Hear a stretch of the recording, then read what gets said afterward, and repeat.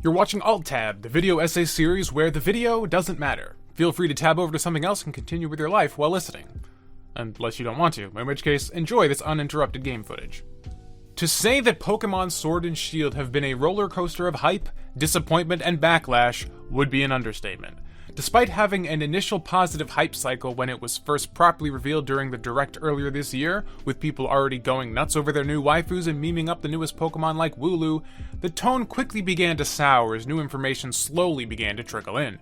Dynamaxing, while sounding to be well-balanced gameplay-wise, did seem to be a less creative of a gimmick than Mega Evolutions and Z-moves, something made even more grating upon learning that both of those features would not be returning in the latest titles. Examining the footage of the game release more closely once the initial hype had passed showed a slapdash presentation that paled in comparison to the Switch's best offerings in similar genres, and Pokemon animations themselves being noticeably less lively than even Pokemon Stadium, a game released 20 years earlier on significantly weaker hardware.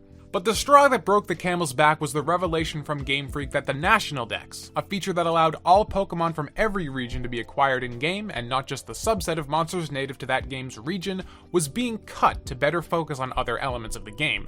Disappointment quickly turned to frothing vitriol, and the hardcore Pokemon faithful went on a warpath, letting Game Freak know in no unclear terms that abandoning the long-standing mantra of gotta catch 'em all was not the way they wanted the core series to evolve.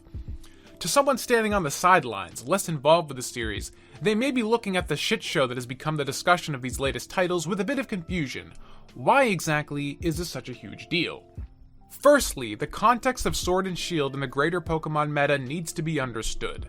Ever since Red and Blue first debuted, Pokemon has been a series of games hosted on Nintendo's handhelds, and while spin-offs have found their way to home consoles, the main series of RPGs has been confined to the simpler, portable hardware. The dream of many longtime Pokemon players, myself included, was to see what a traditional Pokemon adventure would look like, would feel like, if given the full-fat, modern hardware home console experience. What would happen to the scope of these games? How much more dynamic could the Pokemon themselves become? What new directions could the series explore with that much more horsepower to work with? And while the Pokemon company seemed content to let us all continue dreaming on that front, the announcement of the Nintendo Switch, combined with the silent end-of-lifing of the 3DS, all but forced the company's hand. Now, the handheld was the home console. There was no simpler hardware to fall back on. Game Freak had to make their next Pokemon game using Nintendo's best available tech, and the anticipation for realizing a dream that for many Pokemon fans was decades in the making was palpable. The Nintendo Switch isn't exactly a powerhouse compared to a modern PC or even a PS4 Pro, but it's still leagues more capable than a 3DS, and Nintendo has proven multiple times with its first-party titles for the system that building with the console in mind from the start, combined with some well-thought-out art direction, can make for some truly stunning examples of visual prowess. And third parties like Panic Button, with their ports of Doom 2016 and Wolfenstein, prove that even brute-forcing modern titles onto the console is possible if you know where best to nip and tuck. So to have Sword and Shield in the state that it's in, barely more complex than the 3DS games that came before it, is a letdown that really can't be understated. Game Freak themselves have confirmed that the Pokemon models are straight up recycled from the previous 3DS outings, meaning seeing our favorite monsters fully realized on modern hardware is something we'll have to continue dreaming about. Now, to be fair, I don't think this is Switch's biggest problem. The designs of Pokemon in general aren't overly complicated, so while it would have been nice to see the creatures rendered with higher poly counts, the 3DS was capable of faithfully realizing every Pokemon without any glaring concessions. Combine that with Game Freak almost certainly updating the model's textures to account for the much higher resolution of the Switch versus the 3DS, we'll still have an acceptable, if underwhelming, set of creatures to collect. We also have to acknowledge the raw man-hours involved in creating nearly 1,000 uniquely designed creatures from the ground up for new hardware. This isn't the same as building an open-world game where you have hundreds or thousands of characters populating it. In a game like that, nearly all those characters are humanoid, which means the models and the underlying armatures that control the animations can be recycled with only subtle tweaks here and there to make everything work. Even the monsters in big open-world RPGs tend to either be humanoid or four-legged to save on custom asset creation, and even then, there are maybe a few dozen designs you fight in these games at most. Pokemon instead has an entire ensemble of monsters, all with their own designs, proportions, sizes, and skeletal structures, meaning very few template meshes for the characters themselves or armatures to control the animations can be used to corral the scale of the work and bring them all to life. Nearly all of them need to be custom built. And since all Pokemon are capturable, they all have to be given as much attention as any single main character of a traditional video game, because any single Pokemon could potentially be used for an entire playthrough. This isn't me giving the Pokemon Company a pass here, it's just an acknowledgement that the task is monumental. That being said, I do think the Pokemon Company should have given Game Freak the time and budget to make it happen, simply because of the nature of Sword and Shield, as I just mentioned. It's the first core game on a home console. This is a title that should be dropping jaws and fulfilling childhood dreams, not causing trending hashtags on Twitter for all the wrong reasons. This doesn't excuse the rest of the poor visual presentation on display though. The barren, featureless environments littered with low-resolution textures, floating assets, and just a level of polish that's quite honestly unfit for a high-profile title like this. And as I mentioned at the top, the battle animations, even with the complexity of making them work, are beyond subpar in their current implementation. Rotating a model 30 degrees with a little jump is not an acceptable substitute for an actual animation. When you have people on Twitter defending the game because they think the footage released at an international press conference designed to generate hype is from the game with all battle animations turned off, you have a problem. Looking at Swish next to other RPGs on the Switch is like looking at games released a decade apart. It's quite jarring. To give Game Freak more benefit of the doubt than they may deserve at this point though, the studio has never really been one that tries to push the technical envelope. I don't think anyone would point to any Pokemon game as an RPG that demonstrated the potential of its respective console. Gen 1 and 2 on the Game Boy Color, Dragon Warrior 3 had fully animated sprites for all its monsters' attacks. Gen 3 on the GBA, Golden Sun was in another league compared to Ruby and Sapphire. Gen 4 and 5 on the DS, Dragon Quest Monsters Jokers beat Game Freak to the punch for full 3D monster collecting by an entire console generation. Gen 6 and 7 on the 3DS, Sun and Moon looked great, but that was late into the 3DS's life cycle, and poor optimization made the game itself run like ass on base 3DS hardware. X and Y ran better, but games like Bravely Default were much more competent technical showcases. Now, I understand this isn't exactly a fair comparison with some of these games, because the scope of all the monster designs again in Pokemon means a lot of the space on a game card has to be dedicated to individual sprites as opposed to the palette swaps that a lot of these other games implement. But point still stands, games don't look as good. What I'm trying to get at is that as much as all us Gen 1ers have long dreamed about a graphical showstopper of a Pokemon title, that's never really been the goal of the series or Game Freak's strength as a developer. Which simultaneously shows how amazing it would have been to buck the trend here with their first home console release, but also how foolish it was to really expect anything else. Pokemon has always been about its systems, the gameplay concept it brings to the table, hence the misgivings Pokemon fans have expressed for the past few releases as the games became more streamlined, and the massive backlash at the huge step backwards Swish represents for the series in what should have been its most expansive release yet.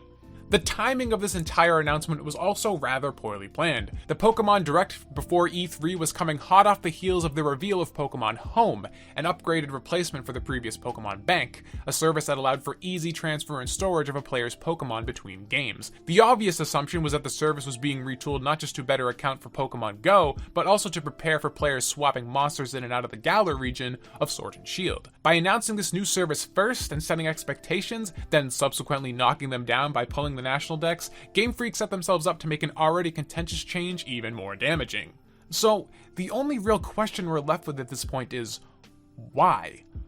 Why would Game Freak, the Pokemon Company, and Nintendo themselves squander such an opportunity to bring the Pokemon franchise to their home console for the first time? This was exactly what the Pokemon faithful wanted to know, and through a series of digging, connecting dots, pulling from interviews, and a little bit of extrapolation, a picture has begun to take shape, and it's certainly an interesting tale. Pokemon, as a legal property, is co-owned by 3 companies: Nintendo, Game Freak, and Creatures. Together, they make up the Pokemon Company, the legal corporation that manages the entirety of the Pokemon franchise. While the public isn't acutely aware of how the balance of authority works within the Pokemon Company and who can do what, we can look at the products that come out from the company and trace back who is responsible for what and make some logical inferences. Game Freak, as one would expect, is mostly responsible for the core Pokemon RPGs. They design all the monsters, characters, locations, and systems in the games. While Pokemon as a franchise is a massive multimedia empire, it's safe to say that the core games, and thus Game Freak, is the engine that keeps the franchise moving forward, continuing to bring new ideas and characters into the fold that can then disseminate into all the other Pokemon media. Nintendo functions as the publisher of the Pokemon franchise. While all the companies co-own the copyright, Nintendo itself owns the trademark, giving them the extra bit of leverage to prevent Pokemon itself venturing too far off from where they'd like the franchise to head. Creatures is probably the lesser known of the three companies involved, but in addition to having a hand in a lot of the spin-off Pokemon games, they're the ones spearheading development of the Pokemon trading card game, a huge part of Pokemon as a franchise. It's easy to forget how diverse of a business Pokemon is. While most of us into gaming think of Pokemon as a gaming property, that's really only a small fraction of what Pokemon represents financially. Revenue from the Pokemon video games only accounts for a portion of the Pokemon company's profits, and while that threw me for a loop initially, it makes complete sense. If you grew up with Pokemon, just think about it. How much of your parents' money went towards buying Pokemon video games versus everything else around it? The action figures and the plushies and the endless sea of booster packs and theme decks from the card game, your Pokemon t-shirts, backpacks, watches, cereal, Pop-Tarts, lunchboxes, the list goes on and on. While the games probably took up the majority of our time, they definitely didn't earn the bulk of our money. But without the games, there wouldn't be a TV show or a card game or a torrent of toys for any of us to buy in the first place. The core RPGs may not have been the primary moneymaker, but there's no denying they were the catalyst for creating every aspect of monetization the franchise enjoys. Game Freak had a purpose in the company that transcended the raw dollar value their work directly brought in. They enabled every penny that came through the door through their ideas. For years now, this machine has been chugging along pretty steadily. Game Freak makes a new mainline Pokemon title, introducing new monsters and characters to the Pokemon mythos, then Nintendo and creators proliferate these concepts throughout the rest of the Pokemon machine, creating new seasons of the anime, new expansions for the card game, and new toys to add to your collection. Then something new happened in 2016. A little mobile game by the name of Pokemon Go. The impact Niantic's humble title, even in its mostly broken state it was in throughout its launch year, cannot be undersold. Pokemon Go is a fucking financial juggernaut. Profits for the Pokemon Company rose 2,600% year over year after the game released, and while Sun and Moon came out in that same year, the game didn't do nearly enough numbers to account for more than a fraction of that increase. Go did the bulk of the heavy lifting. The game to date has brought in well over $3 billion in revenue in the 3 years it's been out, which adds up to 5% of the Pokemon Company's all-time profits. Pokemon Go, a single, low-cost mobile game, made 1/20th of a company's combined profits from all media over the course of over 20 years in just 3. Jesus Christ. Suddenly, the Pokemon Company had a new golden goose on its hands, one that could print money in perpetuity via in-app purchases instead of relying on yearly releases that leveled off after the initial launch window, one that couldn't be undercut by the used game market, one that wasn't hamstrung by an install base of proprietary hardware.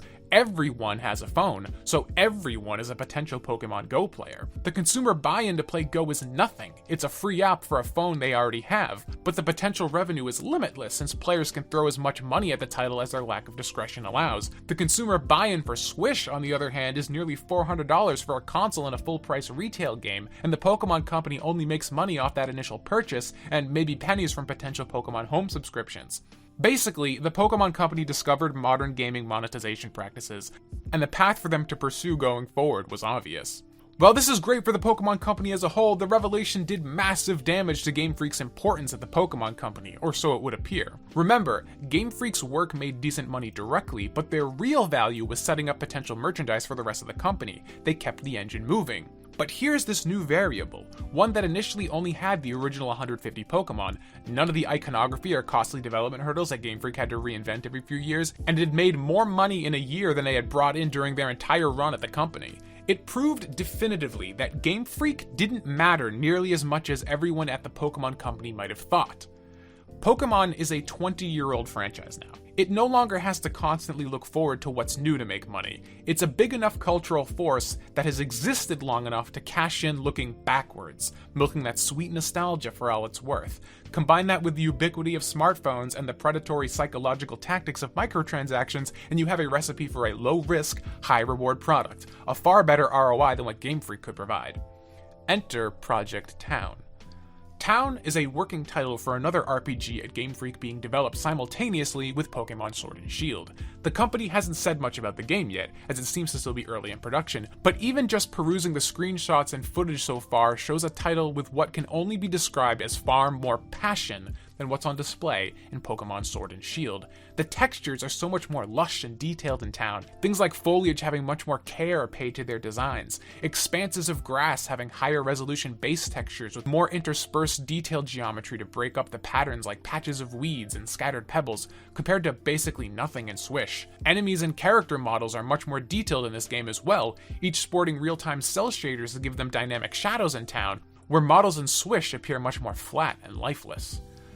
Speculation began to abound from the Pokemon community as to why Game Freak, on the cusp of releasing what should be its most ambitious entry in the Pokemon series so far, split its workload between that project and a new title that seemingly was getting far more TLC from the team. Many speculated that due to the aforementioned disruption of their value in the Pokemon company with the release of Go, that the studio was scrambling for a contingency plan to hedge their bets should their place at the Pokemon company further deteriorate.